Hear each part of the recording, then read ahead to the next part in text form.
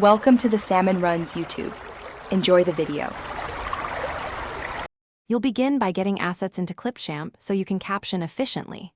First, import your video and any transcript. Drag the clip to the timeline and place the playhead where captions should start.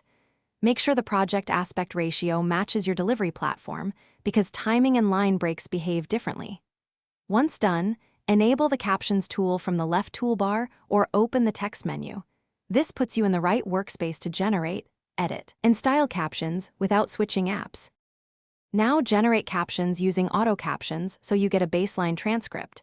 Choose the correct language, then wait for processing. You'll review the text in the caption panel and correct misheard words. This is critical because speech-to-text errors can change meaning. To sync precisely, drag captions start and end points along the timeline, and use split to break long lines into readable chunks.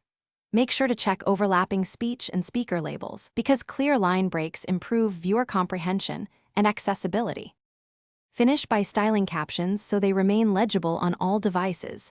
Pick contrast colors, set background opacity, and size text for reading at playback. Then choose whether to export hard-coded captions or download an SRT for platform captions. Each option affects editing later. Once exported, spot-check the final video for sync and typos. If captions drift, reopen the project, correct timecodes on the timeline, or rerun auto captions for a fresh transcription. This often fixes persistent alignment errors quickly. Thanks for watching. Consider subscribing if we helped you.